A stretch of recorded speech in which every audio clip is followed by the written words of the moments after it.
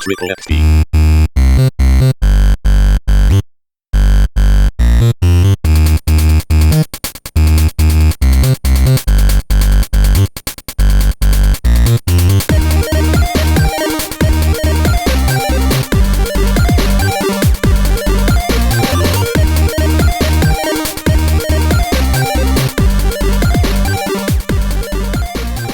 Triple XP. We're recording. Welcome to Triple XP. This is episode 18. Once again, Mike has abandoned us because he has like real world adult life shit to do. So Cheese is filling in. Welcome, Cheese. Hello? And I forgot to say, oh no, I've blown it all out. I've ruined it. I'm Shane as well. I forgot to mention that. We know who But you we are. I think we also know have. that by now, don't we?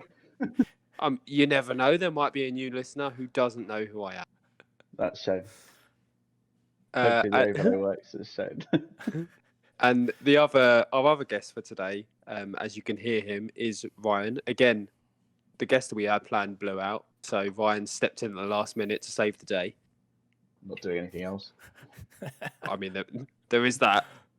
You can find us in the usual places: YouTube, Spotify, and all the other important podcast places. On this week's episode, we find out what's been happening with the Avengers game. Cheese reviews a 10-year-old classic, and we discuss all things video game weapons. But before we get into any of that, how are you both doing this week? This fine week. Good, All right. good. We got a foot of snow on Monday, so I got a couple of days off of work. I mean, I feel like the pause says otherwise. That was a long pause before the good. I'm getting old. I'm just always tired. I feel that. Yeah. I feel that. We had some snow as well. I think we had a couple of flakes here and there, didn't we? Yeah, I mean, we had like one flake. Yeah. Yeah. Not enough But to no. almost shut the country down. It does normally, but there we go. Does it really? Doesn't Yeah, take that much. we're I'll be not- honest. We It's literally just- got We're not a very foot good. of snow, and it was back to normal like a day later. It's insane. If I we thought had a foot of would snow, cripple us. yeah, we wouldn't be leaving the house. It'd be worse than the national lockdown. Not that we are leaving the house anyway, Shane. No, we're not. But a foot of snow would be like no one would be going to work. No one. It'd be I was- impossible. I was thinking earlier on, we haven't, obviously this podcast has been entirely through lockdown. It's going to be amazing when we're actually lifted out of lockdown and we can start talking about like things outside our house. Like, where did you Yeah. go on the weekend? What did you do during the week? Oh At yeah, the moment, I it'd went be to the cool kitchen for and I went to the front and for room. the people that know each other. Like if you're in the same room and then you just have another person Oh. that zooms in, like you could do so much stuff. There's so many possibilities. It'll be a whole new world. I mean, this opening segment alone of how we all are will be a whole new world. Because Yeah. every week it's just, well, lockdown's making me more tired and bored of my life. It's but- true. Yeah, it is true. But no, I do feel your tiredness, and I actually have some very minor news because I can't go into detail. I can go into detail. I just choose not to on the podcast. But for the first time in my 31 years of life, and of that 31 years, what is it? 15 years of working. I am moving into a Monday to Friday 9 to 5 job. After 15 years of being a shift worker, working ridiculous, stupid hours in the middle of the day, in the middle of the night, having days off and like a random Wednesday, I feel that. I'm finally joining the rest of you in a Monday to Friday, It's so much better. Monday to Friday It grind. changes everything. Just having that regular schedule. You know when you're gonna work. You know when you're not gonna have to work. You just know that the weekend is the weekend, and it changes everything. It's great. You know when to sleep. That's the Yeah. important thing. You know when to sleep. True. Yeah. And holidays are simple to book because it is Exactly. literally just 5 days. You're not having to worry about when you're on, when you're off. Yep. Welcome to the Exactly. grown-up world. You're a grown up. I mean, now. I wouldn't say that I wasn't part of the grown-up world to start with. Just I was a part of the grown-up world that sometimes would have to work until like 2 a.m. and wouldn't understand what a normal sleep pattern is. Yeah. Yeah, when you start getting text from you at random times just because it's when you're awake, it's like, cool. Yeah, I'm exactly. not going to answer that now. So I mean, like, I've got this really cool idea. Let me text the lads. Oh shit, it's 3 a.m. I'm then not going to reply. Balls. Mike probably Anyway. would. Yeah, because that man doesn't sleep. Yeah, he doesn't. Have you not noticed? He doesn't. I don't understand it. I've because noticed he because has. he'll pop into like my game streams at like 3 a.m. That's your time when it's like, I don't know, 10 o'clock here. I'm like, why are you still awake, man? Like, go to bed 6 hours ago. Yeah, but what blows my mind is it's not like a weekend. He's doing that midweek when he's got work in the morning and he's got children and animals, and I cannot honestly understand how I think that he's man. a twin. I think he's a secret twin, and they just take it in turns. You guys know I'm a twin, so Yeah, but you're not a secret twin. Yeah. I wish I was a secret twin. We need some way of actually proving that it's the real you that we're talking to. I mean, we don't know that you've just been subbed out. You're like, I can't involve in the podcast this week, guys. Just a favor, stand in for us. Just... yeah. It could be true. But anyway, before we get into the dilemmas of whether cheese is real or not, should we should we get into the news? Yes. Yep. Ryan, yours is probably the biggest news story this week, so we'll end on yours. So, Cheese, let's start with yours. Okay. We kind of touched on this last week when we talked about sequels we wish would happen, and I said Skate, the skateboarding trilogy, I think it is. And they actually announced that there is a new EA studio, Full Circle, that is working on the now announced, which was announced in EA Play 2020 officially, the Skate sequel. We don't know if it's going to be a fourth one, if it's going to be a new standalone game on its own, if it's going to be a remaster. No idea. No other details. But they do have a new studio that's going to make it. So that's exciting. So was this, because I've not seen this story, was this a leak or was it an official announcement? EA officially announced it. So at this point, for a game like this that everybody... I mean, it was a very popular game in its time because it was kind of at like the peak of Tony Hawk's demise. Yeah. And then you bring in this new one. That. Yeah. So at this point, any news is great news for this to actually happen. And sounds like the wheels are rolling and it might actually happen. Well, it is happening. We just don't know when. When you saw this article, were you like, holy shit, EA must have listened to me? Yeah, they've solely announced this because I said it. I was trying to find like the footnote source of Triple XP and it wasn't there, so I might have to. You have to complain. I might have to complain. Yeah. I'm going to send them an angry, like a strongly worded letter, but we'll see. Isn't that like strongly worded letters? Is surely it's more about suing over there, isn't it? Surely you should be suing them. The threat of suing, not. I mean. I don't have the. Everyone loves a good suing. Yeah, I don't have the financial means to go after EA. Get us the proof, and we'll get you a Kickstarter. There we go. Don't worry. Exactly. Yeah, I mean that is the option. But no, that's really exciting. We all have to be featured characters in the new Skate game, or we're gonna sue them. I mean that would be incredible. That'd be so. But no, that's Triple XP can be like part of the sort of the soundtrack as well. Yes. Yes. So down for that. Exactly. There we go. So down. No, hopefully though, that's going to be a solid title. Yeah. I take it this is a new studio, isn't it? It's not a studio we've heard of before. It's a new one they've built or put together. It says Full Circle joins EA Sports and Respawn Entertainment as the third EA studio in Canada. I think this one's in Vancouver, maybe. Yeah. So have Full Circle, are they a new studio that's never done anything before, or do we know of their back catalogue? It sounds like it's brand new. Yeah. There would be callers. To the Google machine. Yep. It's brand new. So Electronic Arts creates Full Circle Studio. Yeah. It sounds like it's been created for Skate and games like it. Maybe at least for now, that's what they're going to focus on. Be interesting to find out, like, if there's who's part of that studio, like if there's any sort of veterans from the Skate games or from like other Skate. Well, returning Skate producers remain on board. It says Full Circle. Oh, that's cool. It says Full Circle will be led by Daniel McCullough, the former head of Box Live at Microsoft. I don't know if that meant Xbox Live or whatever. I don't know what Box Live is, so maybe it is a That was typo. But before they added the X of like old school Xbox. yeah, he had something to do with Microsoft. I don't know. Either way, that's some exciting sounding news. Yes, it is. Very exciting. And it's cool to see like EA do something like this. I mean, creating a new studio is no joke. I mean, they must have plans for this franchise and for games like it, and it's good to see them do something new. Yeah, and talking about companies doing something good, that leads on to my news story of Sony actually giving us some good games for once. I say for once, they've done it a few times, but just not. It's not as often as we'd like. So I don't, if you've listened to this podcast enough, you know that I don't necessarily consider the PlayStation Plus game announcements of the month as news.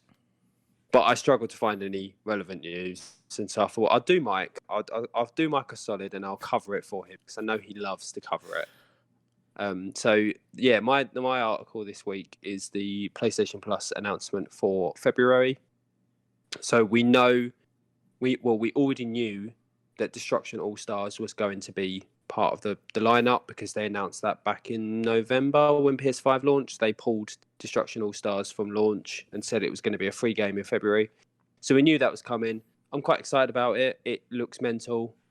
Just looks like Destruction Derby meets Fortnite, I suppose, or Rocket League. Yeah, it just I don't really get what it is, but it looks like it'll be fun and it's free, so I don't care. For free, exactly.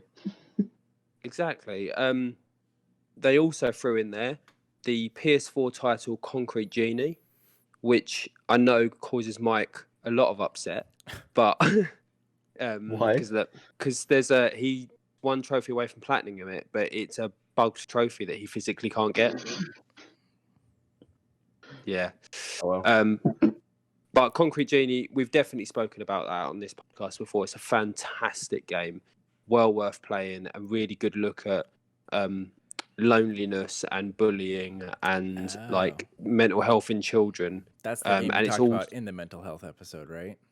I believe we did. I was yeah. Say, and I've heard of it, but I've never seen it played. I've never played it, but I definitely honestly, you should give it a whirl. It basically follows this young, very young sort of like graffiti artist kid who's got no friends and he's trying to save his town. But the things he can paint comes alive and they're like magical creatures that sort of support him. Nice. It's really, really well done. Really fantastic game. Unfortunately, it is a little bit buggy. It does have a few issues, but it's made by an indie studio and they've put a lot of effort and work into it. So I would 100% say give it a whirl. Is it done by Motion? Is it done? I couldn't remember if this was one that was done by Motion or not. I can't remember. I'll be honest, I cannot remember. But talking about buggy games, there's the third game on the list is Control Ultimate Edition, which is probably going to make Max very angry because I'm pretty sure he purchased it solely to play on. This was the exact same thing I was about to say. I think when it was on offer prior to Christmas, it was like 15 quid, Ultimate Edition. They were like, it's going to have PS5 upgrade. I haven't played it. I've heard nothing but good things apart from the bugginess. I was like, do you know what? I'm going to invest in that until the PS5 version comes out, and I'm just going to get the upgrade. And now they give it to me for free, and it's just like, every time I buy a game. Yep. So Control Ultimate Edition. Cheese, have you played this one? I have not. They just put Control on Game Pass for PC, so it's on the list. Especially after playing. You should Alan definitely. Wake. I was told I should play this game. You should definitely play it. So I won't go into any spoiler territory, but it's set in the same universe as Alan Wake, and you follow. Yeah, it's set in the same universe, and I'm pretty sure the DLC actually features the town from Alan Wake in it. Nice. The DLC kind of ties it into the wider universe, I believe, from what I understand. So. Yeah, that's what I understand as well. But the Ultimate Edition, I believe, comes with all the DLC anyway. Yeah. So yeah. So that's coming to PS4 and PS5. You get the Ultimate Edition, you get the free upgrades, and you get all the DLC. I absolutely loved this game when I played it. I will happily play it again for free. I will happily play through the DLC. I think it's a fantastic game, well worth playing. It follows the character. I want to say her name's Jessie. Pretty sure her name's Jessie, as she goes to this almost like supernatural FBI-esque agency that looks into the weird and wonderful, and it's all about her sort of like looking into the weird shit. Imagine X-Files? Basically, that's what it is. Nice. It's X-Files, but it's really good combat, really good game, well played out. Some really good musical moments in there. Again, I know we've touched on the game before in this podcast, but for a free game, that is a solid giveaway. And I had to double check it, but it's the next gen upgrade arrives with it as well, Isn't this which the I game? wasn't sure I was. Isn't this game Mike talked about being like horribly buggy at the end? Yeah, so the PS4 version is there comes a point where there's so much stuff on the screen that the game can't keep up. Great. And it suffers from really bad frame rates. But they have said that the PS5 version should, touch wood, fix all of that. Yeah. And I can't see why it wouldn't, because the power difference between the PS4 and the PS5 is so astronomically different that there should be no reason why the PS5 can't keep up and the frame rate issues were fixed. So hopefully it'll be a nice smooth game on the PS5. But yeah, on the PS4, it's a challenge. I played it on the Pro and I didn't have an issue, but I know those playing it on the original PS4, the first batch bad boys, they were really struggling. Yeah. The interesting thing as well, looking into this, is that for any of you that have the original, you'll need to use the control that you get on the 2nd of Feb, because if you own the original control, not the Ultimate Edition, it doesn't get upgraded. Yeah, well, there was a big article about this. I don't know if you saw it, and it was like, so it was really dodgy stuff that happened with it. So basically, what happened is the company that makes it, I can't remember the name. Publisher 505 Games. Yeah, so they came out and basically said that if you already own the game, you would not be getting the PS5 upgrade for free. You would have to purchase the Ultimate Edition to be able to get the PS5 upgrade. Obviously, all the fans kicked off and were like, well, we've given you support to a game that actually, and in fairness to them, I agree with the fans, a game that wasn't particularly well known, it didn't have an established fan base. It wasn't even clear that it was linked to the Alan Wake series, so you couldn't even say that the Alan Wake fan base was going to be built into it. And so all of these fans were like, well, we supported you, why should we have to pay more to have the upgraded version? Even if, because a lot of these fans had already bought the DLC separate as well, but they said, no, you still have to go and buy the Ultimate Edition. Then there was quite pricey as well, I think, wasn't it? It wasn't cheap. It was full price, at least full price for a game again. Yeah, it literally was. You had to pay the whole game again.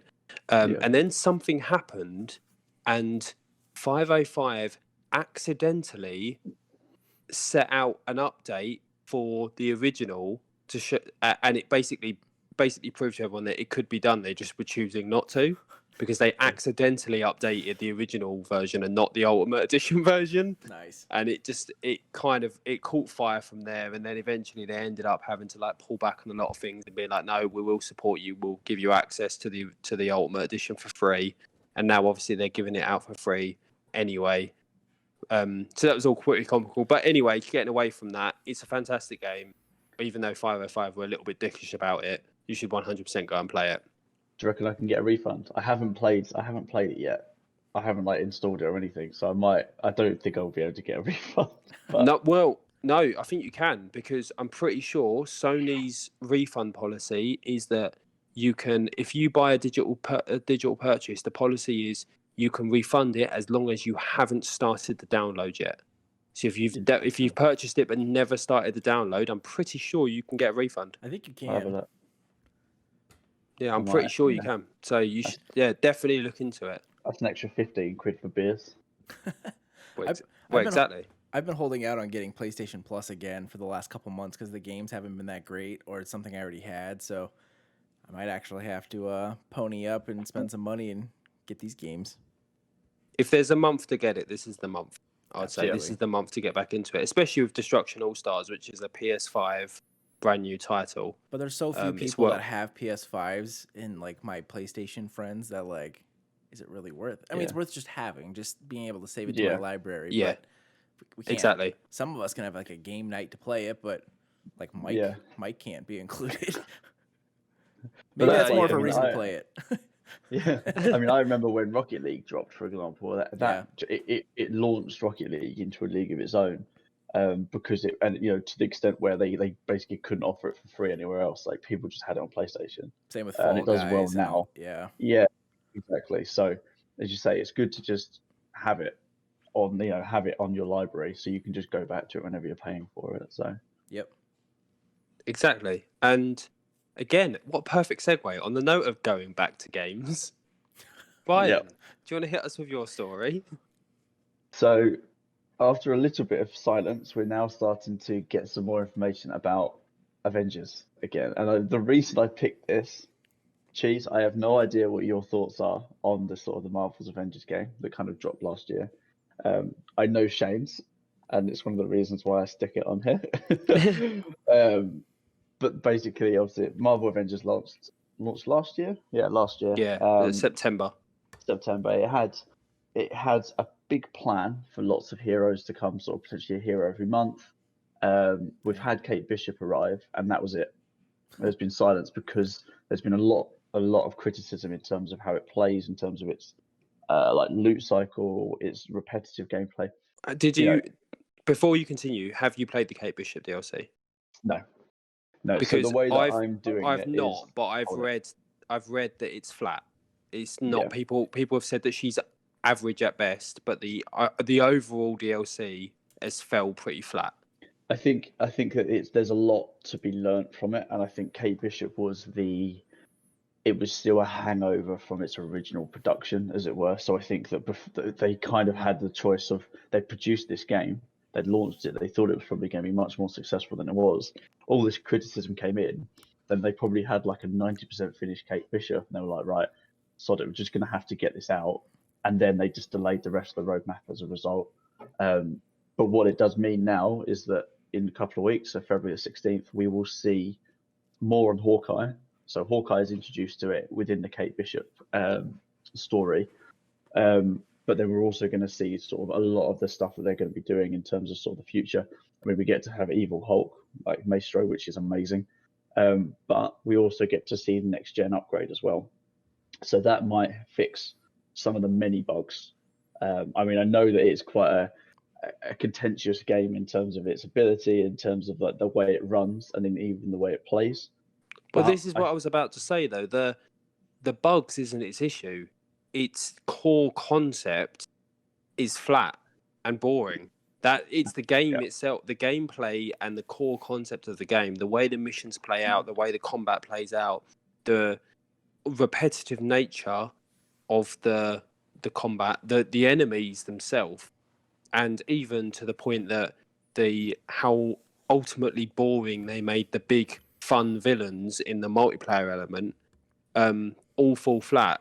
So yes, great, the PS5 is going to make it faster, smoother, and fix the bugs. But what are they doing to fix the actual core gameplay? I mean, I think that's going to be something we find out in a couple of weeks. And I think that I'm hoping that their silence has been a learning from everything that's gone on in the industry. I mean, there's been a lot of criticism aimed at themselves. Then Cyberpunk probably took quite a lot of that flack for a couple of months. So Avengers can kind of go, right, we need to sort this out, especially with like Square Enix funding this with Crystal Dynamics. They're probably not going to want to lose much money on this. So they'll probably push this. It will be the question of, will it die after the 16th? We still have to see Spider-Man. Like, Spider-Man's a PS5 or PlayStation. Well, this is exclusive. the thing. I honestly think that if Hawkeye doesn't land, if the Hawkeye and the next gen upgrade doesn't land, they'll release Spider-Man, and then that'll be it. That'll be the game dead. Yeah, and I think it is going to be make or break. That's why I think it's quite a big moment, the 16th of Feb, because it is make or break. You know, it's sink or swim at that point. Cheese, have you played it? Have you I've been on the fence about this even game. thought about it? I remember when they announced this game, and having Spider-Man have been one of my favorite games that I've played. I'm like, this has a lot of potential. But the more I saw the gameplay, and then the game came out. I'm like, I'm gonna wait just a while, let's see what happens. And then on Black Friday, like the holiday sales, it dropped to like $25, and I was this close to getting it. And I was still like, I still don't think it's worth it. Let's wait even longer and see. So I have not gotten it yet. I've not played it. I haven't even watched anybody play it. I've just heard reviews from people like you guys. So yeah. I mean, when I you don't think it's a bad game. is it worth when it? you I look just don't think it has longevity. it's worth playing if you can pick it up dirt cheap. Yeah. Because the campaign you can knock out in 5 to 10 hours tops. It's not a long campaign at all. The campaign's fairly short because it's all built around the end game. Yeah. But that's where the gameplay falls flat. That's where it's not a strong game. The end game is trash. For want of a better term, it's rubbish. Yeah. There's not enough there. The big stuff they have put in, a lot of it breaks all the time. The characters don't feel different enough. It just feels like a standard everyday brawler, with no real heart, no real emphasis, and it doesn't feel like you're gaining anything from it.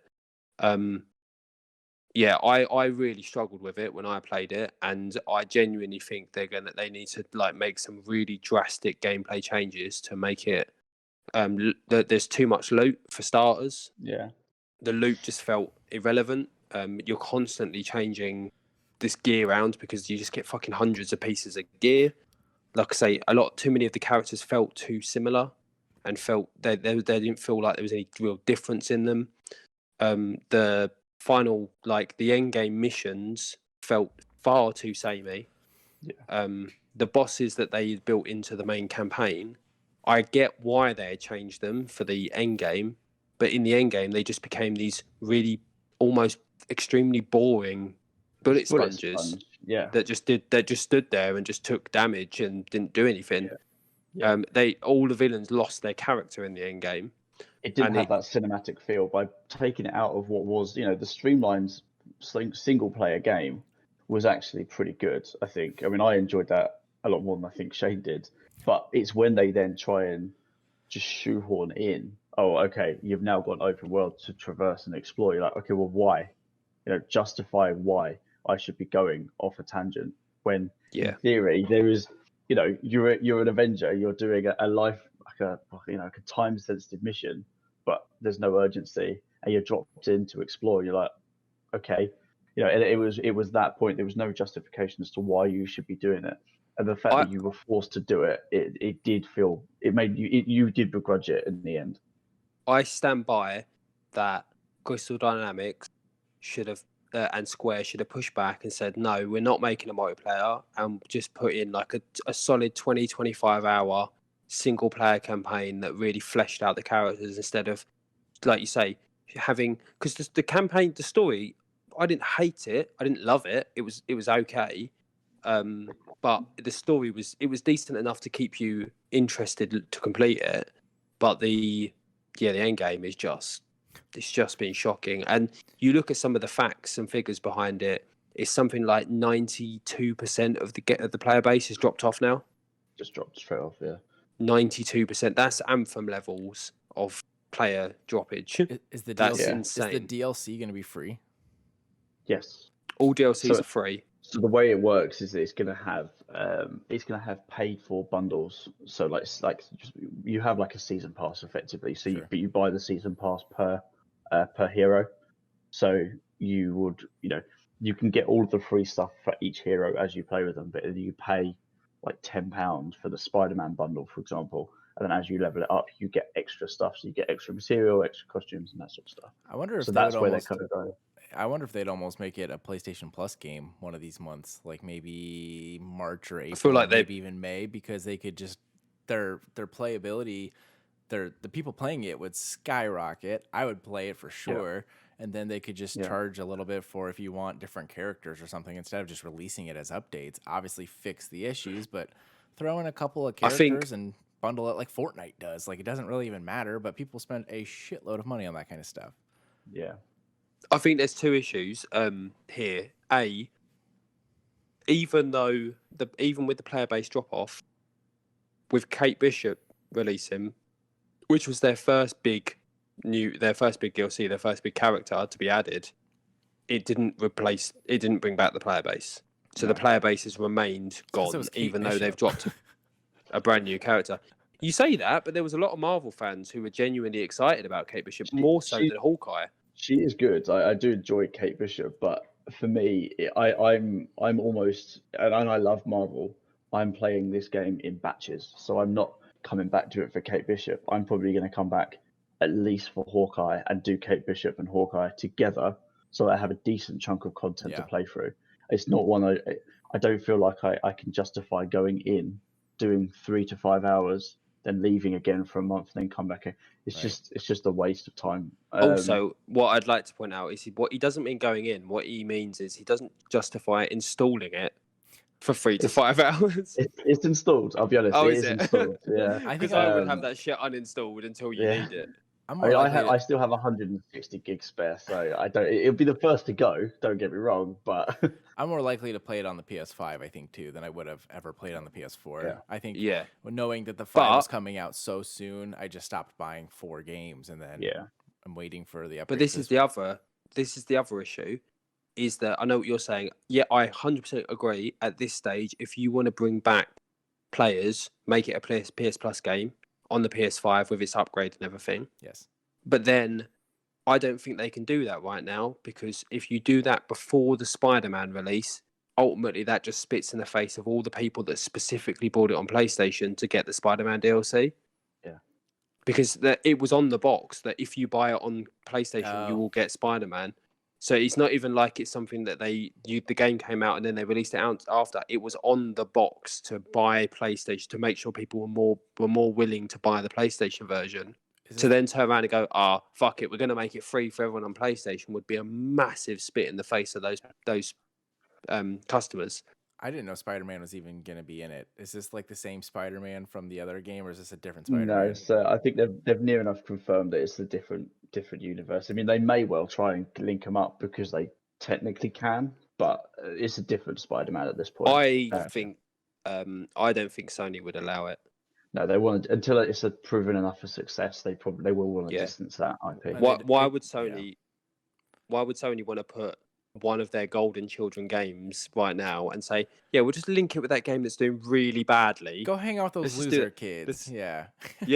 Let's take our game that was one of our best-selling games of the year it came out, and then its semi kind of sequel was our console pusher, and we'll just link it up with that really shit game that no one likes.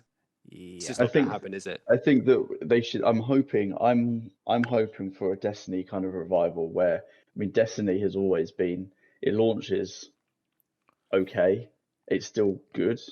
Avengers, granted, is not as good as Destiny, but then Destiny gets better. The problem, as I've said to you before, though, is the big difference between when we're comparing these two games. And you can compare them, because although the gameplay is very different, they both focus on this end game content. Is that the Destiny endgame content, although it can be frustrating, is the gameplay is really fucking fun. Whereas the Avengers gameplay is really fucking annoying. No, but the guns feel good, the combat feels good, so the actual element of it is fun. Whereas the third person brawling of Avengers just doesn't feel fun after a while. Is it just because it's repetitive? Is that the main issue? Like, it's just the same thing. It's not even Spider-Man repetitive. It's just, and now you're just doing it with different looking people. Yeah. Well, no, because it's nothing like Spider-Man. It's literally just a button basher. Yeah. Lame. It's just a button basher, and all the characters feel the same, ultimately. Hulk feels a little bit different. He feels slower and heavier. And Kamala feels different. Everyone else in between pretty much feels like the same as each other. I mean, Iron Man a little bit. Iron Man a little bit. But I mean, I think what they will end up, I mean, one of the ways I can see them doing it would be support it for the next 6 to 8 months, say, with the free updates to sort of keep the people that bought it happy. And then towards the end of next year, having like a soft relaunch again, making it free for everyone, but then announcing a paid for DLC. So similar to what Destiny has, where you have like Shadowkeep, you have like Beyond Light, 20 quid, and you get entirely new maps and stuff. So they're still getting money out of it, even if you're not buying it in, straight away. You're getting the repeat purchase from the people who already own it. The people then play it again might then buy into it. The big difference is going to be, will Square put the money into that? Will Crystal Dynamics have the money to put into that? And I mean, don't get me wrong, I think Crystal Dynamics is a fantastic studio, but they're no Bungie. And no. I can see why Activision and Bungie would be more willing to put the money into developing a struggling Destiny than why Square would put the money into developing a struggling Crystal Dynamics Avengers game. But we should probably move on, because I can bash Avengers all night long, and we've got other things to talk about. So other things to bash. Exactly. So Ryan, what have you been playing this week? So shall I start my list off again? So shall I go through every single game I've played? No, because you know how I feel about this. You know how I feel like you bring in your shopping list of games. So to be honest, this week I have been more focused anyway. I have finished Assassin's Creed, which is quite a big thing for me, because when it came to Odyssey, I actually stopped playing Odyssey about 20, 30 hours in, and then came back to it again, and then finished that off several months later. So for the fact that I've gone through Valhalla from start to finish is quite a big thing for me, especially seeing as I put about 100 hours into it, and I loved it. I loved every second of it. 100 hours into Valhalla? Yeah. Damn. And that's not even doing all of the sort of the side. I mean, I've done a lot of the side stuff, but I need to go back, and I'm considering platting it. But I've looked at some of the trophies, and some of them are just like, it's like kill 3 elite enemies while you yourself are on fire, and I can't even think of where or how and where I would put myself in that situation. So maybe just find 3 elite enemies and then set yourself on fire. I mean, I've done it by accident before. I'm sure I could do it again, but I will go back and do it, and I'm definitely going to get the season pass. But honestly, I loved every minute of it. I mean, I'm a big fan of kind of historical, especially like the Norse stuff. I can't get it. It's amazing. It was the first PlayStation 5 game I owned, and I owned it before I owned a PlayStation, because it came out the week prior for us. So I had this big case, and I was like, yes, no. But honestly, I can't. It's one of my favorite games of this generation so far, even though it's not technically out of like 3 games. Yeah, exactly. It's not against the lot, but I'm going to be getting the season pass for sure. I'm just going to wait until the timings come out and see if I can get it for a bit cheaper. But I love the story, and I've always liked the multi-stories as well. So you've got Ava's story, you've got the God story, and then you've got like the Animus story as well. For some reason, it just clicked with me this time round. It feels less like Assassin's Creed, though, I must admit. And you've both played it. Have you played it then, Cheese, or have you just not installed it yet? I've installed it. I played about 45 seconds, and I'm like, I should probably play Ghost of Tsushima first. But now I'm sick of that game, and I think I'm going to start playing Valhalla, maybe even today. Yeah, do that. I mean, Valhalla's great. And Valhalla, actually, you mentioned it to Ghost. With Ghost, I enjoyed it. I absolutely loved it at the start. And then towards the end, I just started to get a bit bored. Like doing all the side stuff, it was just kind of like... So I did all the sort of the main bits and then just skipped through. Valhalla just kept me on the hook. I just kept going. I didn't really lose momentum at all on it. And I was playing it for 20 minutes. And I was playing it for 3 hours, and I still just loved it. It's moved away from that Assassin's Creed feel. You're no longer... you don't really feel like it's an Assassin's Creed game. It feels more like a Witcher game, to be honest. But that isn't a bad thing, I don't think, anyway. It's just a shame. You can still do the planning of assassinations, but if you're a Norse Viking, why would you? Just walk in. Exactly. If you could walk in there, I mean, I currently, my current, because I've got to sort of maxed out. I'm at level 400. I've got Mjolnir in one hand and Excalibur in the other.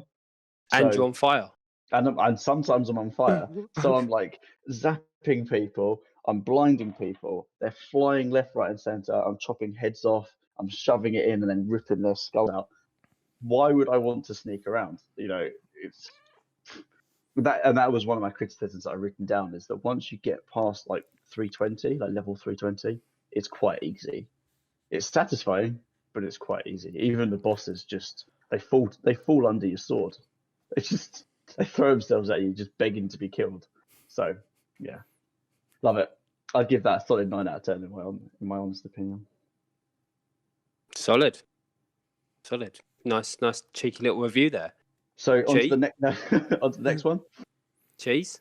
Okay, I'm going to take us all back to May 14th, 2010, which is a mere 2 weeks before I graduated high school.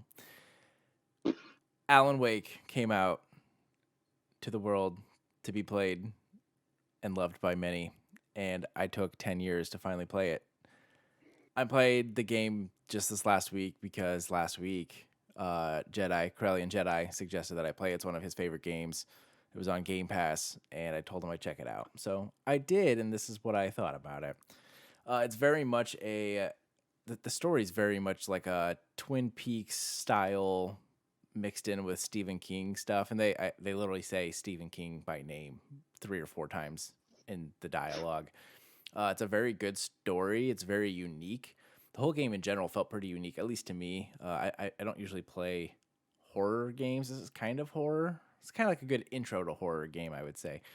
And it was actually a lot of fun. It is definitely dated, though. Some of the controls are very wonky. There was stuff like a dodge mechanic that worked like 0% of the time. There was a couple of things that they didn't introduce until literally the last episode. So the game is 6 episodes, and it's kind of portrayed as like a television show. And it was literally like I maybe had 45 minutes left in the entire game, and they're like, oh, we're going to introduce this mechanic where you can like push stuff out of the way. It's like, well, why wouldn't they have done that from the very beginning and made it a little more like a puzzle where like, oh, I have to figure out how I get out of this room or something. So that was a little weird.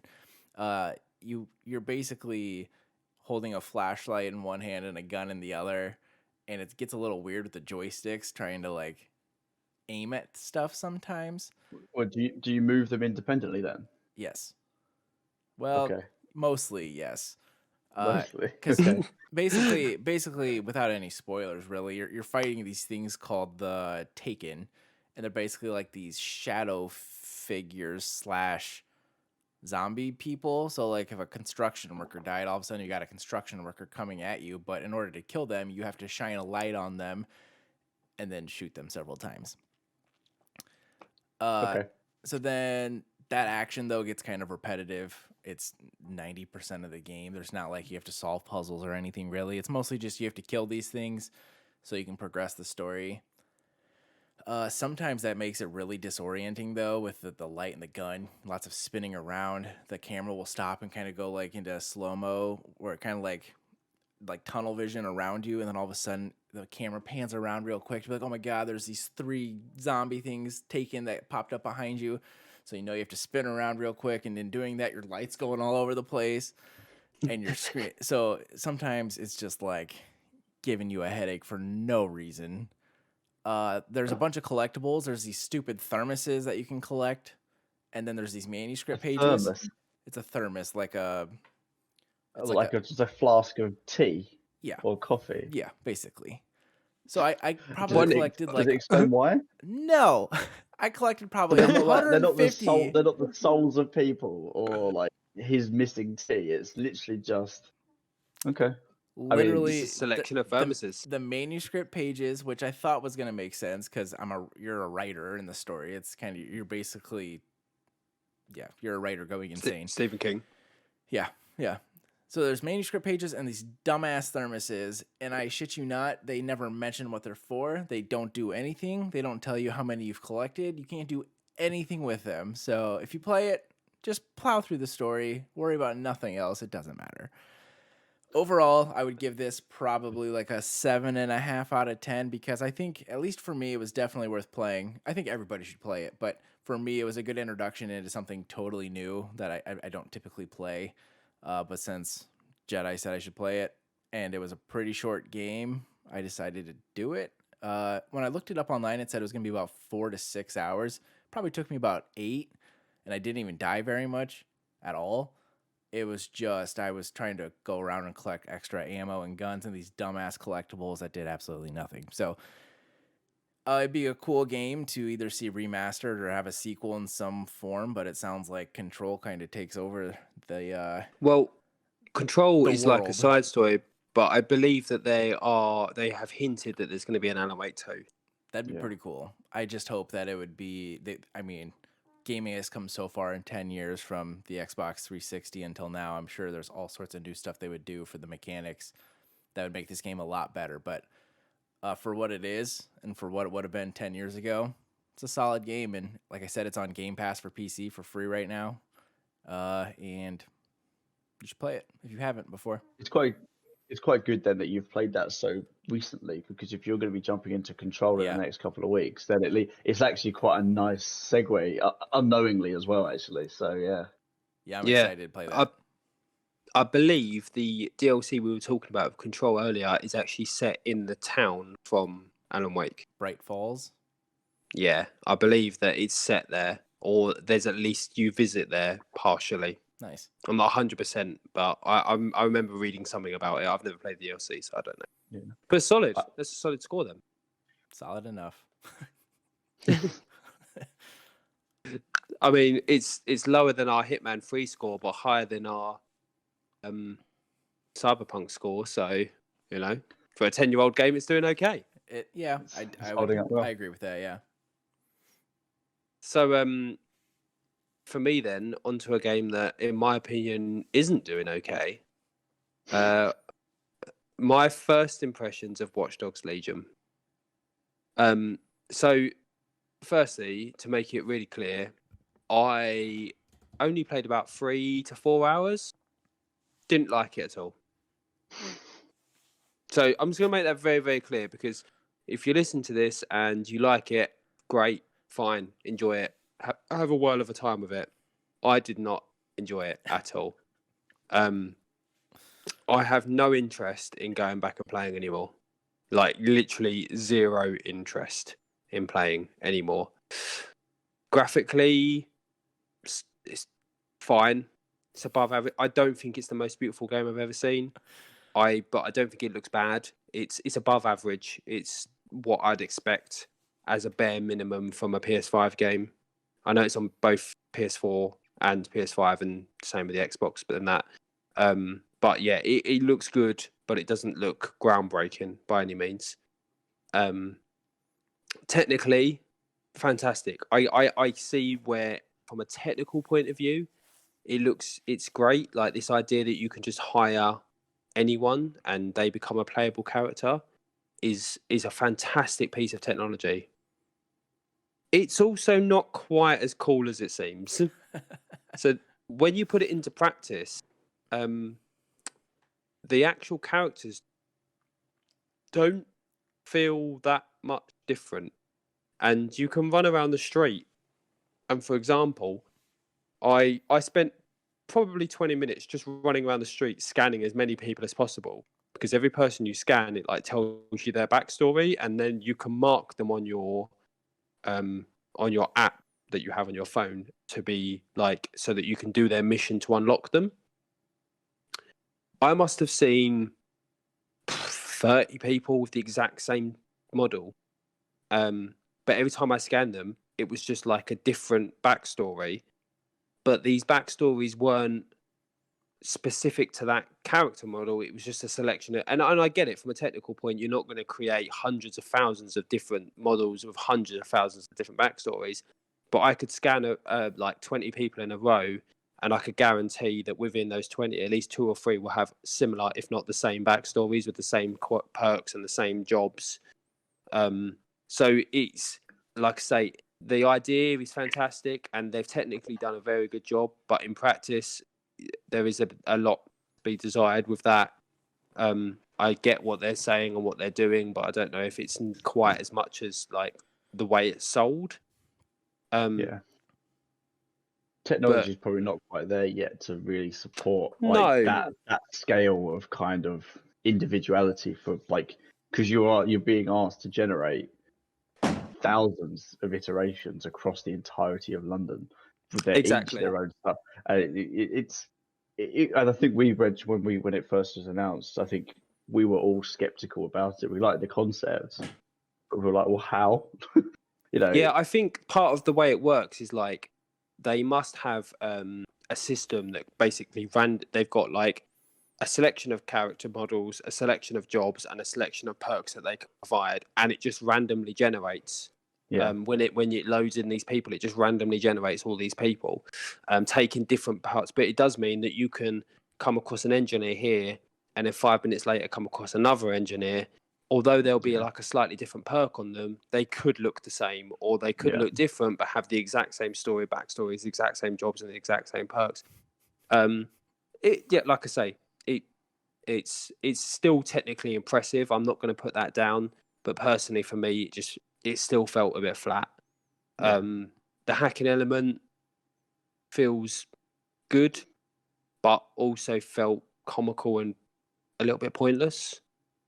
It felt like they had built a game where, because they're so set on the hacking element, they built every mission around the ability to hack something, and to the point that it just became annoying.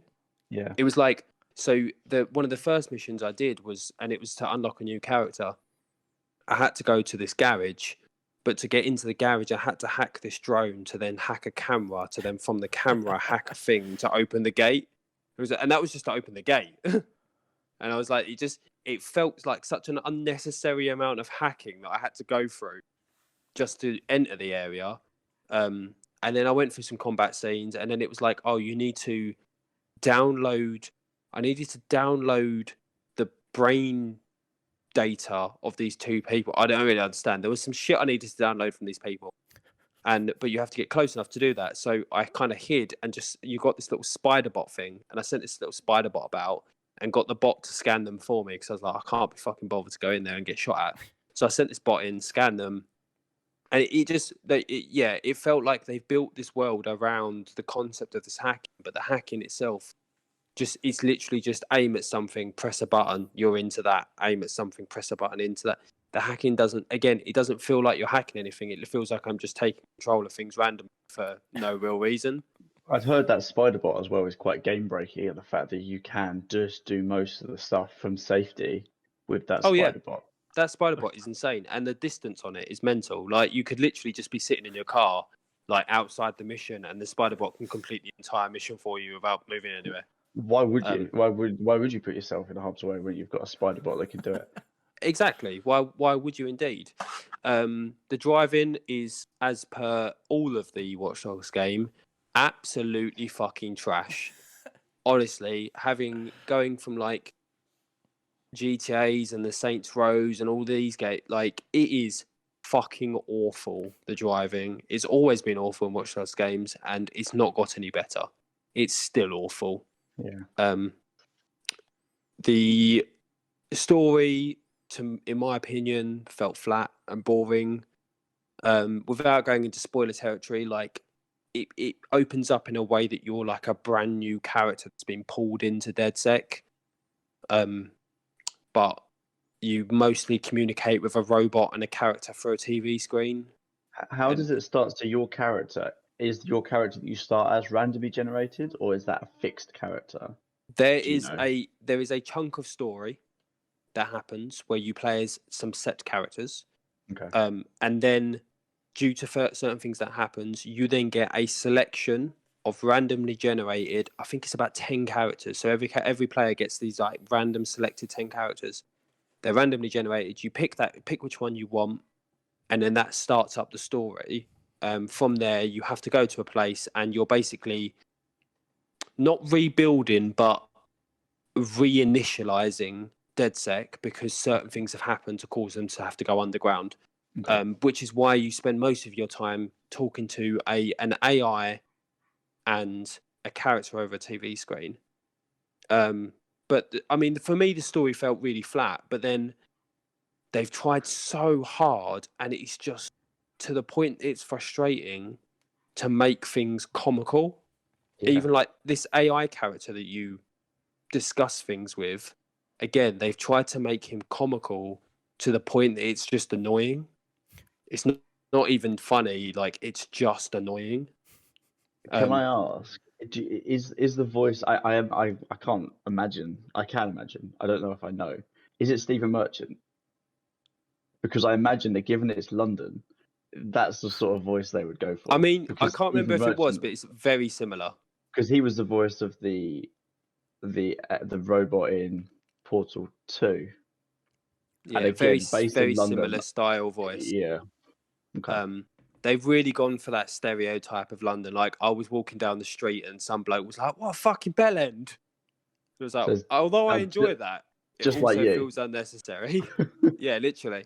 Um, it like it's got the scale, and it feels like it's going for the scale and the realism of GTA, but with the comedy, or trying to have the comedy of a Saints Row.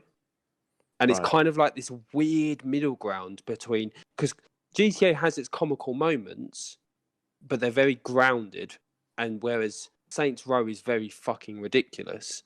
And this is trying to find that weird middle ground where you're having both like quite grounded stuff, but also the Saints Row ridiculous, and it just doesn't, in my opinion, it just doesn't work. Yeah.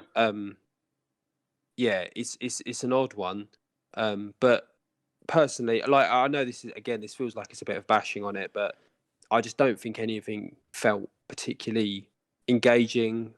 Nothing really felt like it had a particular impact, because of the fact that you can have any character as your character. It didn't feel like any character had any sort of character development. Yeah. They existed purely just to be a a transport vessel for your ability to play the game. It didn't feel like anyone was developing in a way, at least for the few hours that I played, there didn't feel like any character development. Did you feel connections to them at all? No, it was just it was literally just a vessel for me to get from A to B. And even though I played it on permadeath mode, because I thought, oh, at least I like the idea of permadeath mode. Yeah. Even then, it just felt like a vessel, because I knew I could just get another 20 from the Did street. you lose any? Did you lose anyone? I had 4 people on my team and I lost 1. But again, because I had no connection to them and I knew I could just get another one, I didn't care. It The just disposal. So I guess because the reason I asked was because my connection I was going to try and draw it with would be XCOM, because XCOM, they are technically randomly generated, but I feel like that is a game that, irrelevant of backstory or not, it does a good and better job of building a yeah. So connection to that team than like Watch Dogs sounds like it's doing. there's 2 outside of Watch Dogs. There's 2 permadeath games I've played, XCOM and Three Houses. What's it called? Fire Emblem. Fire Emblem Three Houses. And they're very, very different. Fire Emblem Three Houses has an insane amount of character development, to the point that you 100%. actually get so upset when you lose someone. So upset. XCOM, not quite as upset, but the way that the characters level up and the fact that they're like part of your team, you feel a lot more, not necessarily connected to them, but you feel responsible for them. Yeah. Whereas in this, I didn't feel responsible for anyone. I didn't feel like I cared about anyone. And if they died, it was just an annoyance because it meant the mission failed, or it meant I had to pull another character in.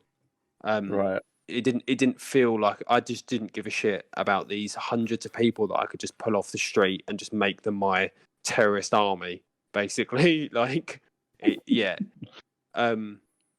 So yeah. I mean, the thing is, I look at it, and obviously you've spoken about Valhalla. When I compare this to Valhalla, 2 big Ubisoft games that launched at the same time, Valhalla feels like it has a lot of heart and a lot of real good story development, whereas this feels like the dead opposite. It feels like a game that exists for the sake of existing, whereas Valhalla feels like a game that exists because it's genuinely someone wanted to make it. Yeah. It's a tough one for me. Like I say, from a technical or graphical point of view, it's great. And if you like it, then more power to you. But personally, I thought it was an absolute waste of my time. I'm pretty sure Jedi liked this game quite a bit. I know he had a couple parts that bugged out on him like 2 or 3 times on Xbox, the newer Xbox, but I watched him play it a little bit. I think he had a lot of fun with it. But from what you've described, and I don't know how good of a comparison this is, but it sounds like like a Lego Avengers game where like all these characters do their own thing and you need each one to do a specific thing, but really they're all the same and you really just have to break stuff and collect the bricks. Pretty much. Like But those the games combat, are fun. Lego Even- Watch Dogs. Yes. yeah, like even the combat to me felt a bit naff. Like the gun combat was okay. The melee combat had that very like Saints Row-esque. You press certain melee buttons and it shows you like a little clip of them like doing like 6 different punches, and it is alright. And I guess the novelty of taking like an old woman and beating the shit out of someone wears off pretty quickly. It gets old when you realise that after beating the shit out of that person, you have to walk 10 meters that way and it takes a fucking forever. That's it. Like, once you realise that actually being an old woman, although it's hilarious, when you're trying to get anywhere quickly, it's suddenly no longer interesting. It's now just annoying. Am I right? I have to check this. Am I right in thinking that there are like some of the characters have negative traits as well, and there is a chance that they will just randomly die? Yeah, I don't know if they will randomly die, but there's definitely positive and negative traits. You have to build up you have to build up like stuff with factions, because there's some, like for example Albion, who is like one of the main bad corporations in the game. You have to build up a reputation with them to be able to like unlock Albion people, to be able to get like, so you can unlock like an Albion guard, and it means you'll be able to walk into Albion buildings without being detected, but they hate you until you've built up a certain reputation with them and things like that. Like I say, personally, the game might have a lot more in it, but at my age, with the work rate that I've got and the time that I've got, if a game doesn't grasp me in those first 4 hours, I am not going to be going back to it. I do not have the time to waste 10 hours on a game that I'm not enjoying. I'm just going to take you through then on this. So it is down as one of the worst traits to have. It's called Doomed. It's an annoying perk, and it means that at a random point, that character is guaranteed to die unexpectedly. So when you're not using them, you'll just get a message to say they died. That's it. Yeah, that I imagine that if you're playing a permadeath mode, I imagine that would be very annoying. Yeah. And the worst one apparently is hiccups and flatulence, where they just keep farting, which means they just bring attention to themselves. But that's the sort of character that you would like. It's quite nice to see there's that character built in it, but it feels like it's completely wasted on the game itself, because that, you want to have people in. They're always going to have negative traits. It's humanity. Some people just fart. It is what it is. But it feels like you've missed that opportunity in this game to kind of really like deal with that. I'd love to see the special mission that deals with their flatulence. But this is the thing, and like, you've got to either go full jokes and be the South Park where fart jokes are it, or you're going full serious. You can't be this weird in the middle ground that has the South Park fart jokes, but you're trying to be a GTA at the same time, like, because that doesn't work. You either fully take the piss out of yourself, or you're not. Commit to one or the other. Exactly, and yeah, like I say, if you love it, more power to you. Enjoy it. I hope you love it. Personally, for me, it was flat, and I haven't got time for it. 4 hours was enough, and I felt like that's 4 hours I'm not going to get back. And as I say, I'm too busy a man. I've not got enough time to be wasting time on games that do not grasp me early on. Is this a shout out to Boomerang though for giving you an opportunity to try and send it back? It's always a shout out to Boomerang. Because I did rent this. I didn't spend a lot of money on it because I rented it through Boomerang. More power to Boomerang. Lego Watchdog. Lego Watchdog just pending. This is the great thing about renting though. If I had paid money for this game, I would have been disappointed. Yeah. And the fact that I have paid very little just for the rental fee means that I'm not disappointed at all. I'm quite happy that I've spent like whatever it is, like £6 on it for the rental fee, as opposed to the £52 it is, whatever it is, for the full price game. Yeah. Because I would have absolutely punched myself. I've already been Snap disappointed by this. Cyberpunk this year. Spending money on that, I can't be disappointed by 2 games in the same month. See, I almost bought Watch Dogs too. I almost bought it when it was on sale for like, I think it was on sale for like $30 also.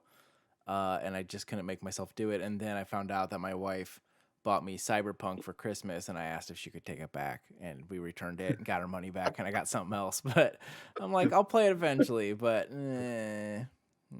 especially not on Yeah, PlayStation. I'll play it on PC if I'm going to play it, but I mean, I've Thanks. literally uninstalled it now, and I'm just gonna wait. And in a couple of months, when it's been fixed, I'll play it. But anyway, we're gonna get sidetracked talking about Cyberpunk again. We've given that it's fair due. I give Watch Dogs a 5 out of 10. By the way, that is literally how little I enjoyed it. That's quite high, actually. I'm surprised. I thought you were going to go lower. Well, no, because I've given it a 5 out of 10 because technically it is impressive. Right. Graphically, it's sound. I didn't experience any bugs. So, for a game of that nature, for what they've created, for it to be fairly bug-free, or at least in the short time I've spent with it bug-free, I can't fault them for that. It's just flat and boring. looks But like, anyway, yeah. What was you going to say, Cheese? IGN gave it an 8 out of 10, and Metacritic gave it a 72. So Well, they like a can little give bit better away. than you, but they probably played the whole game. I mean, they probably did. And over at Triple XP, we've never said that we're we're not reviewing by like company standards. It's all down to our own personal standards. And personally, for me, it was not there. Subpar standards. That should be your By segment. subpar standards, Subpar it's standards. subpar. Yeah, and it is well That's below good. subpar. That's a good. I like it. That's a good segment idea. I like it. But on the note of segments, should we move on to segment 3? Yes. Yes. Are talking about weapons. And interestingly, Cheese this week was like, oh, this is going to be a really short talk. It's going to be rubbish, basically, is what you said. We're already an hour in, and we haven't even started talking about weapons. Exactly. So this week we're talking about our favourite in-game weapons. And this can be anything as long as it is a weapon, whether it be a sword, a gun, the bloody Tesla coil from Command and Conquer, and I did consider that for my list. A weapon within the game, and so we'll do the round the room style as we always do. I want to know why the weapon that you've chosen and why you've chosen that weapon. What about it stands out to make it a top tier weapon for you? So Ryan, give me your number 3. I struggled with this, I must admit, because So did I simultaneously knew a lot of weapons and then knew none. When you asked me, like, let's talk about a weapon, I was like, what's a weapon? Like, Yeah. What's a weapon? What what iconic weapons have I played with, and what would I'd love to wield? I The would also first like one to that point comes- out that your penis is not an iconic weapon. No, not even to me, it's not. The one that jumped out at me though, off the bat, was the energy sword from Halo, and I think because it fills a hole I can't, but it also it's a very nostalgic weapon in the way that I have a lot of fun with it, and I don't think when I first used it, I used it properly. But going back, it's always the weapon you rush for. It's always the weapon that when Halo, you would sacrifice sometimes a decent assault rifle or like the battle rifle just to get a couple of charges on your like energy weapon. And the idea of just uppercutting and slicing through the sort of the elites and stuff was just so satisfying, especially when you'd taken it off their friend prior to that. I'm actually glad you put this on the list because I was considering the energy sword as I was well. going to also. And yeah, it's pure Halo. Like if someone said to me, think of a Halo weapon, there's 2 weapons that always stand out to me because they are just so Halo, and that's the Needler and the energy weapon. So that's going to be the other one. That's the Needler. I was like, oh, there's so many good Halo weapons though too. I mean, I have one on my list too, but the gravity hammer was another one I considered because it was just different and it was fun. And then you had Griff Ball, and I mean, man, Halo. But then the energy sword played like such a key role in Griffball as well. The idea that you lunge towards people and it was so satisfying, and it was Yeah. just such a great weapon. And even when you played like multiplayer, the feeling of running around a corner, you see someone just like you're like fuck, At and the you're same- like backpedaling, At the same and you're time, waiting for that yeah. reticle to go red. You're like, oh no! Stopping somebody with if you had a shotgun and somebody was coming at you with a Oh. sword, that was also very satisfying. But was But that a like bolt infection, shrew? for Maybe. example, yeah. But like infection is the game mode where you've got the zombies. They all have the swords, and they're rushing at you, and it's just hordes of people with swords, and you're like, you just can't beat it. I can't think of a first person sword like that that's had that feeling since. Yeah. They've tried, but it's never replaced the energy sword. No, I agree with that. Interesting. And you're right, it's a perfect Halo weapon because Master Chief has the right amount of like armor on him to warrant running in with a sword. There's a lot of other characters that you give a sword to, you're like, well, you've not really got armor on, you kind of have to sneak around. Master Chief's like, I'm in a fucking suit. Let's just go. I am Iron Man. I am Iron Man, exactly. So yeah, and it's basically a lightsaber on top of that. So well, exactly. Cheese. So, yeah, then what's your number 3? So mine's actually from Halo. Some of my notes didn't save. You're right. The Magnum from Halo 1, which I think was the M60 or something. That gun was a sniper rifle. Oh my god. I'm so glad you brought this up because I remember such a solid gun. We always it's so good. I just played through Halo 1 recently, probably 6 months ago. And it's still a lot of fun, especially with the Master Chief Collection, like the remastering of it. But that gun in that game is still super powerful. Multiplayer in the map Hang 'em High with just pistols and plasma grenades, which is kind of my second part to this one, was so much fun. Because the plasma grenade, the idea of being able to just like chuck something and it stick to somebody, or you're about to get killed, so you chuck it anyway and it sticks and it kills them. Those two weapons combined, and the needler is probably a third. That probably should have been on my list too. So much fun, so overpowered, so much joy. It's just so much. It's so good. I'm getting really nostalgic.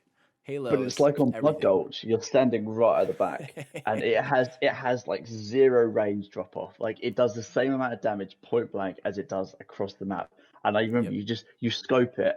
And you just snipe people. The scope's the best part.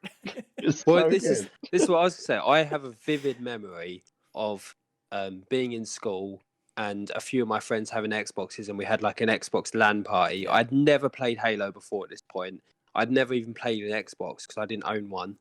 And I remember there was 8 of us playing this LAN party at like 2 a.m, 4-on-4 Blood Gulch, and I remember that like cliff pathway that goes along the edge of the map. Yeah. I remember just standing on that and being able to just snipe people, like driving warthogs as they drove past, like headshotting them with this pistol, because it was just so insanely accurate and so insanely fun. Yeah. That is a great weapon.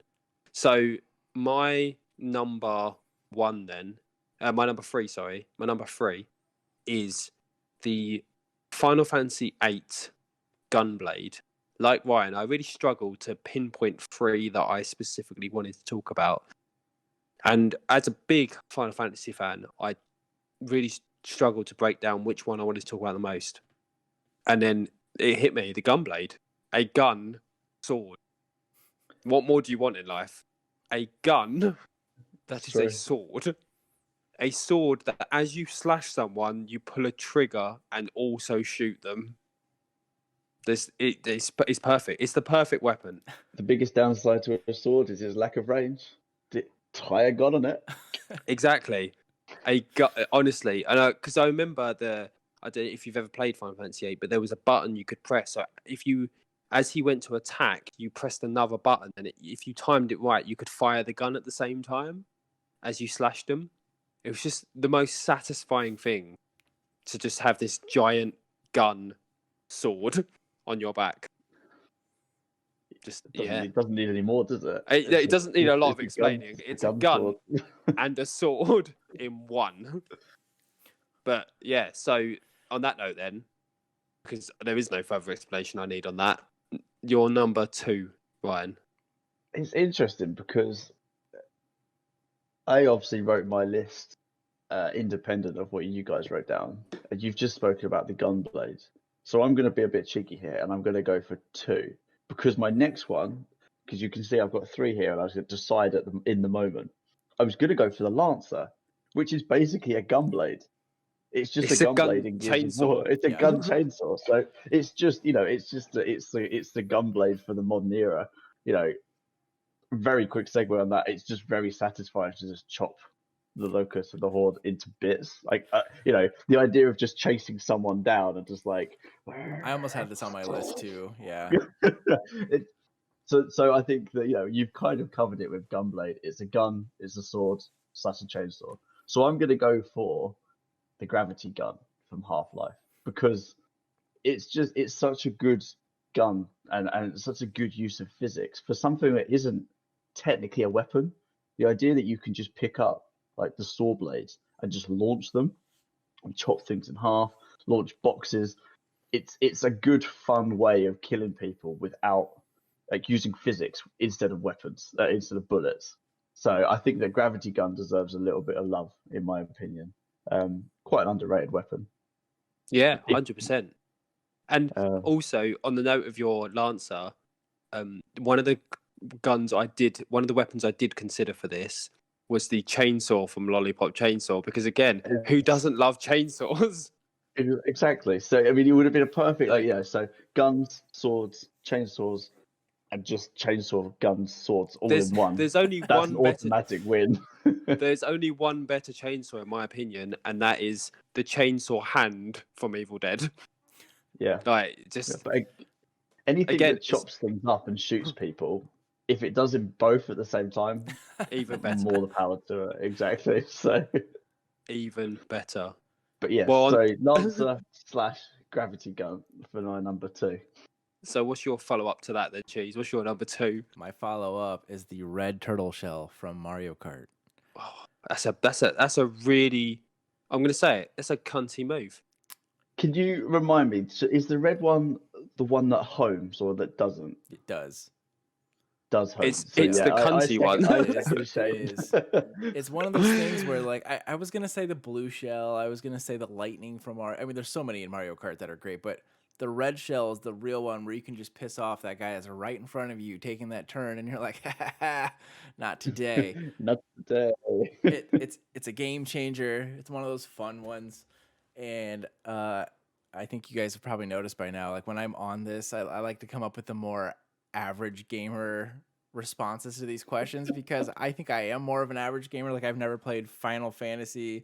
I've never played Portal. I mean, some of these games that you have listed on here, I've heard of them all, but I've never played them. So the red turtle shell, say, I love that you say that as if the average person hasn't played Final Fantasy or Portal, even though they are 2 very big games, like very well-known, very famous games.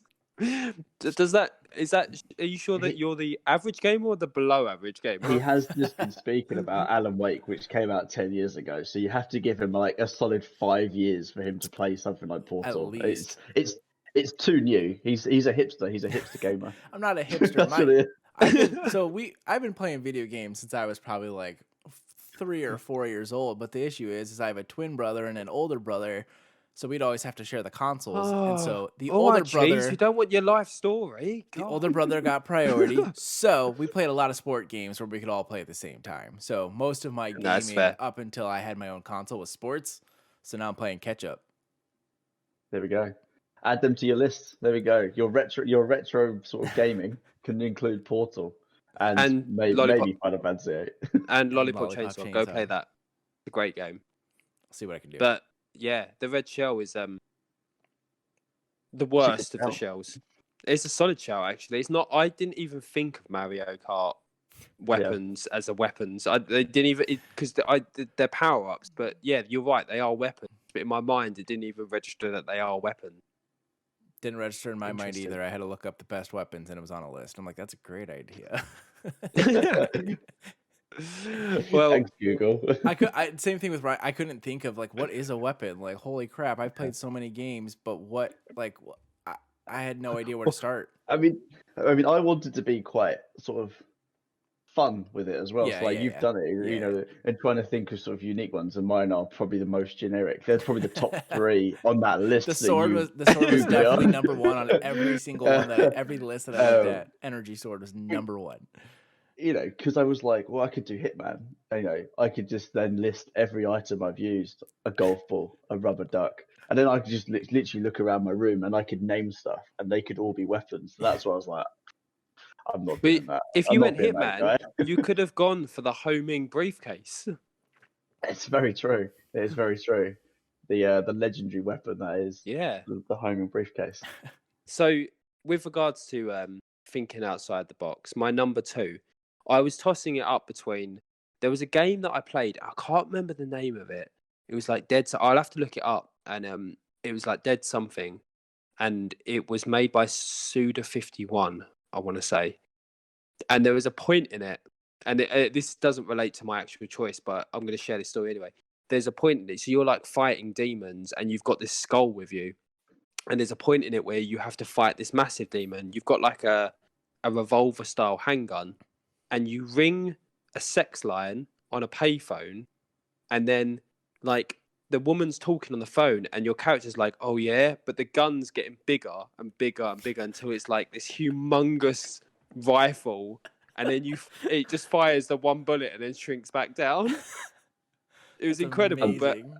Amazing. I cannot remember what it's called. I just remember it was made by Suda51, and it was a fantastic game. But it was a very similar style of game to what I did go for. Shadow of the Damned. That's the one. It looks like it's a gun with a skull at the end. Yeah, that's the one. And the skull can talk. Yes. So Shadow of the Damned. Shadows of the Damned. This is Honestly, as opposite to Red Shell as I could probably think of. It's a fantastic game, and just this idea that you ring a sex line to make your gun bigger to be able to like take down bigger For one enemies, shot. just hilarious. But it's very similar to the game I did choose, which is Bayonetta, another absolutely mental game. Now, if you've ever played a Bayonetta game, I'm assuming Cheese hasn't. I then have seen it. You will though. know. You will know that everything in it is ridiculous. The weapons are ridiculous. The fact that Bayonetta's hair is her weapon and can become a multitude of things. The fact that her high heels are guns. It's everything about it is mental. But there is one weapon from Bayonetta that I absolutely love, and honestly cannot get more mental than this. And this is the gun chuckers. That's not their official name.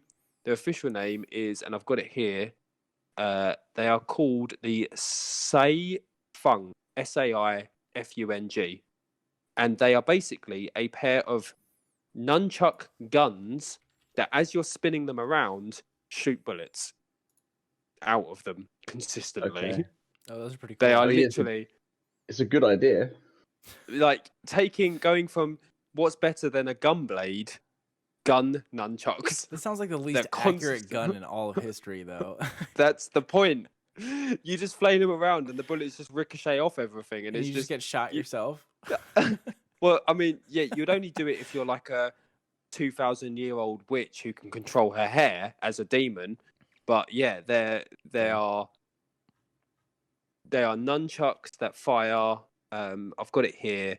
So yeah, they're nunchucks that fire bullets in every direction as you spin them round. And the in-game description for them is possessed by the soul of the fastest bird demon in all of Inferno.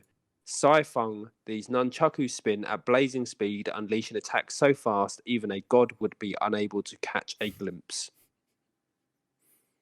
So yeah, if you can't have a gun sword, well then have gun nunchucks. I mean, I feel like most of our answers are going to be what's better than a gun.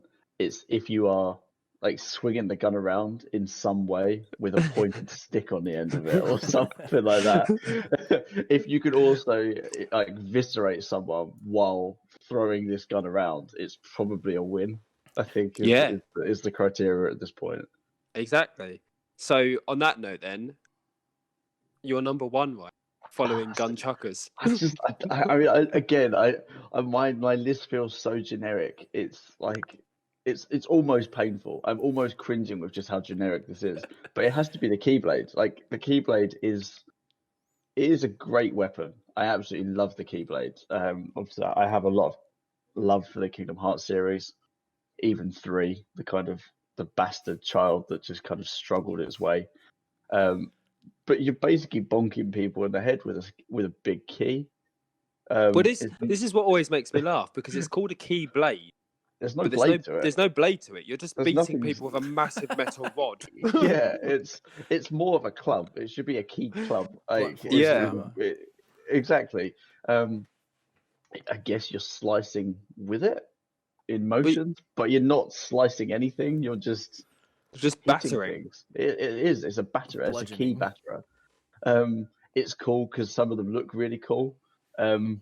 Incredibly, like physically and like scientifically, most of them would be useless. Like the ultimate Keyblade is basically a very elaborate net of just lots of different bits of wire. Yeah. Apparently it works, and apparently it's the most powerful one. So why not? I absolutely love them. They look great, but it's also really fucking weird. So yeah, I can't really go much more. I mean, I always wanted to be a Keyblade user, and I'm disappointed that it still hasn't happened. I still haven't been visited by Mickey Mouse. So there it is. I don't know if I want to be. I can see your Mickey I don't know Mouse if I want Funko to be. behind you on your mantle. Is that Mickey Mouse? Do you know on what? I do actually have my Keyblades. Yeah. Those are my 3 Kingdom Hearts ones. And some That's the Overwatch closest maybe something next I to it? get. Yeah. So I have 3 Overwatch, and I have some My Hero ones that are hidden. They're not gaming, see, so they don't get put in the shot. See, Nice. So have you got a specific Keyblade that is your favorite? I quite like Riku's actually, not Okay. Sora's, because his looks like an actual blade. What It's actually- Riku? Yeah, Riku's one. Yeah. Riku's, it actually has like a sharp edge, so you feel like you could actually do some damage with it. If not, I do like the Ultimate Keyblade. And Oblivion was always a good one as well. There's the black one, the one that Roxas uses. So he uses Oblivion and Wishkeeper. Those were quite cool. They also had the really, really strange ones, like the Candy Cane one. And Yeah, the Halloween really, Town really ones, odd ones. which I just hated to use. And Kingdom Hearts 3 took it that step further when they become the Keyblade can also become like fairground rides, Like the key and helicopter. guns and stuff like that. It's ludicrous. Like when you actually start to think about what it is. Like, Yeah. what is See, it? I always loved Mickey's Keyblade from Kingdom Hearts 2, The which is reverse because it's key. like very similar to Sora's like core Yeah. Keyblade. Very similar, but it's just like a more refined version, isn't it? Than Sora's like he's like very average standard Keyblade. It's like a refined version of that, but for Mickey. I always love that one, but again, just because it's just a rod of metal. I mean, you can imagine it being like someone like coming up to you, trying to hit you, and you'd be like, stop! Can you just stop beating me with this metal pole? As opposed to a gunblade, you would be genuinely scared of someone running at you with a gunblade. Interestingly, Squall is in Kingdom Hearts with his gunblade. He is also in it. So, yes. I mean, I feel like a Sora Squall fight would end with Squall losing. Sora losing, sorry, Sora because losing. Squall's got a gunblade, and last time I checked, the Kingdom Hearts Kingdom Key things aren't guns. It would be like that scene in Indiana Jones where Sora would be like, and then Squall would be like, bang. Yeah, literally. Except he would have a blade inside his body when he shot. Of course, yes. So otherwise, you're not fully utilizing the gunblade. You may as well just You're not. have a gun. Exactly. Normal any cretin can get a gun. Only heroes Exactly. get a gunblade. Exactly. If you're not going to use it properly, then don't use it at all. Fair enough. I stand corrected. So, geez, what's your number 1? I'm going to do my honorable mention first, just because I feel like people are going to be surprised that we didn't have this on the list, because all of the like greatest weapons of all time lists that I looked at had this at number 2 behind the sword, the energy sword. It was the sling blades and the Leviathan axe from God of War. I was gonna put the Leviathan axe, but that's only because I played the newest game. I didn't play it with. I mean, you get the sling blades in that one too, I guess, but you don't play with them as much compared to the older games, and I just haven't got to that point yet. But the Leviathan axe, pretty awesome, pretty versatile, lots of different stuff you can do with it. But my number one is the golden gun from James Bond, GoldenEye, Nintendo 64. Classic. The one shot, one kill, classic, overpowered weapon that if you really got it, you were unstoppable. There was no winning if you didn't have that gun and somebody else did, you're dead already. Just stop playing. I quit. I'm out. Just immediately quit. As soon as you see that gold glimmer, just stop. Then you just start to see the blood fill your screen. And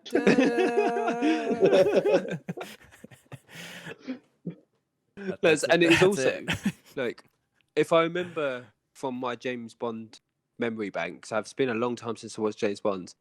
Isn't the golden gun also one of the most ridiculously worst looking guns? Oh, it's like, yeah. It looks like a gun literally... like this. Like it's got like the handle, but then it's just like a single line. Is the For all of you Destiny pretty sure fans it's like out there, made it's out of basically like the a Sturm. Yeah, but I'm pretty sure it's made out of like a matchbox and a pen or something ridiculous. Like when they built it, it was literally just made out of household items and I think painted it's actual gold. And isn't the owner and the wielder of it the guy that has 3 nipples? What, the man with the man with the golden gun. Yeah, Salamander, or whatever his name was. Didn't he have in 3 the movie, nipples? in the movie it looks a little bit different, but in the Nintendo 64 game, as fantastically rendered as all of that really was, it just looked like a golden rock that shoots out of this very thin and narrow barrel. I have now looked at it, and it does look trash. Yeah. It's an awful looking gun. It's great, but it does look awful. But also, on your honourable mention, I don't actually think the Leviathan axe from a viewing point of view is all that cool. I think like it's a cool axe. It's the coolest axes go. But the thing that makes the Leviathan axe so good is just how well they've made that axe feel in the game. True. Like if it didn't have the feeling that game give you, like it didn't have the weightiness of it, I don't think it would be on anyone's list, because as an axe, it just looks like an axe. Like there's lots of axes in games, and it doesn't really stand out in the axe world. And I know that you've already bashed it already, Shane. And I know that the designer behind the Leviathan axe was brought on board for Thor's hammer in the Avengers. You're right in the fact that the Leviathan, if you compare the two, the Leviathan axe acts very much like Mjolnir, but because of the nature of the game, it's got a lot more sort of built in, and it just feels so much better than Thor's hammer in Avengers, because that there is, you swing it, you can pin people, great, but there's nothing like what's his name, Kratos, yeah, I completely forgot it, launching it and then like running in, like beating people with his fist, and then putting it back through people, and you can feel that weight, even without that haptic feedback, you can feel that kind of just that raw, weighty rage. Like, yeah, exactly. There is power behind it, and it works so well. They've built that perfectly. Yeah. Equally, there's power behind the golden gun. Yeah. I guess. Pure power. Pure power. Pure power. What was you going to say on that, Cheese? I was going to say that with the differences between Leviathan axe and Mjolnir is definitely the user. I mean, the pure violence and rage behind Kratos versus the godly sense of doing well. Justice, whatever, with Boy Scout. Thor doesn't want to he doesn't want to rip a guy in half to rip a guy in half, and Kratos is like, there's a guy over there, should probably rip him in half. So it's just the intent is very different behind the wielder of the weapon, and that changes the feel a lot. I'm about to bury this in your ribcage. I also think you've got the setup a little bit wrong there. Like, Thor is looking at him like, I'm not going to rip this person in half. But Kratos is looking at them and has already ripped them in half. There's no thought process there. It's just, I've ripped them in half. Oh shit! No thinking, just ripping. Exactly. Exactly that. Yeah, old school sort of Doom guy. That's what it is. Rip and Yeah. tear till it's done. Well, on the note of like ripping people in half, or at least body parts, that actually ties in nicely with my number one. And this is because, and I chose this because I absolutely adore this game, and this weapon was so perfect for this game. It just, if they had put a normal like assault rifle as your core weapon or a normal pistol as your core weapon, I don't think this game would have been nearly as good. And so the weapon I'm talking about is the plasma cutter from Dead Space. So if you've not played Dead Space, the core weapon you had for the entire game, it was probably the only gun that you kept with you for the entire game.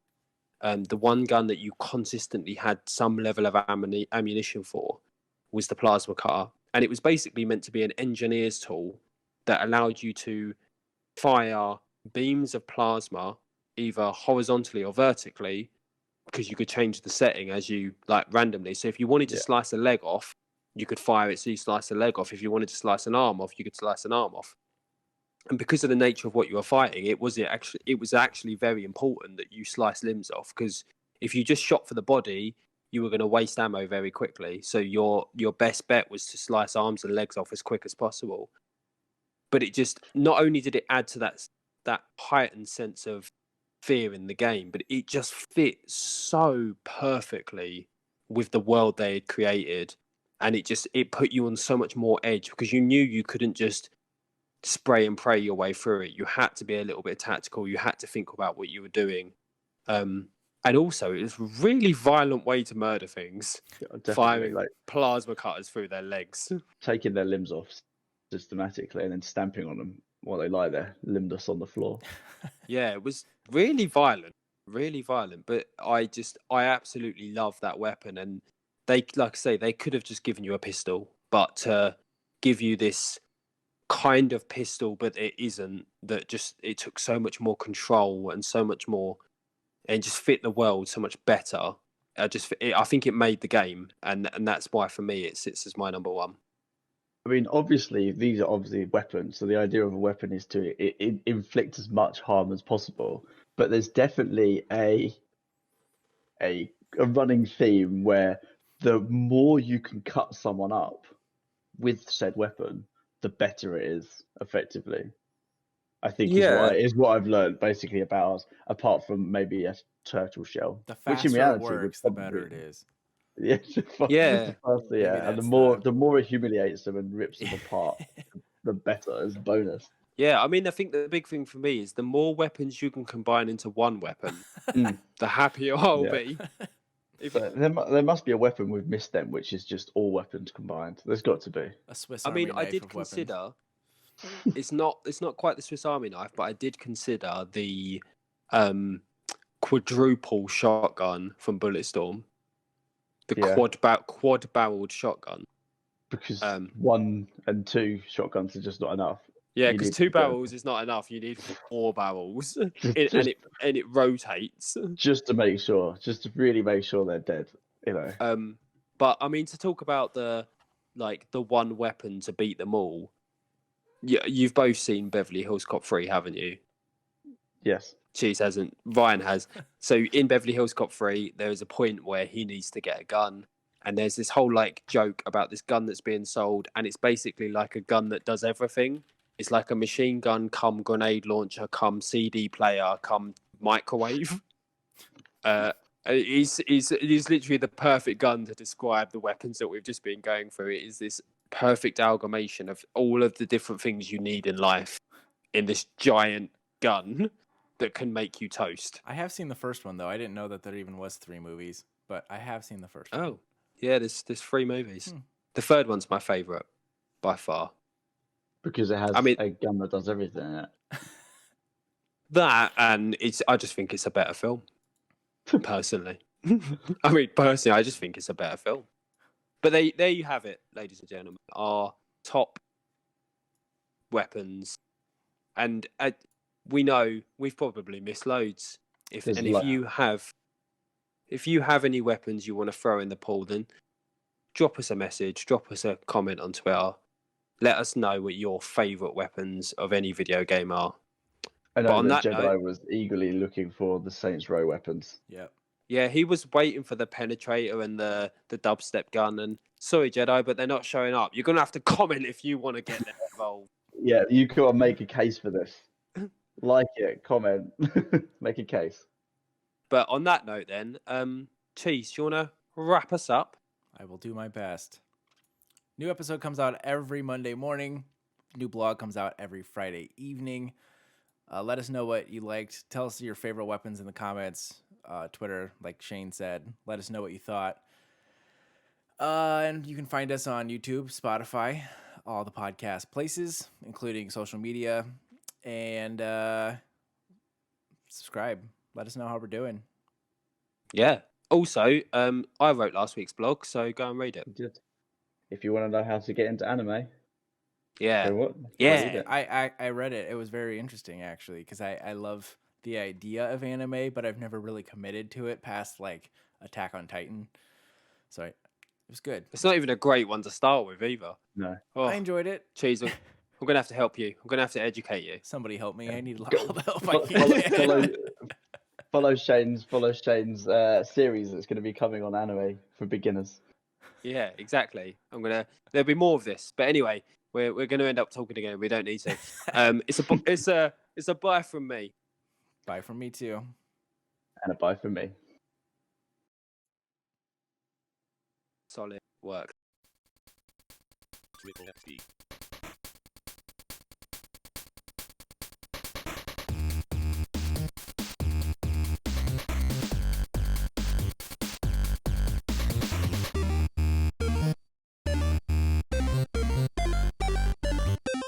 Triple FB.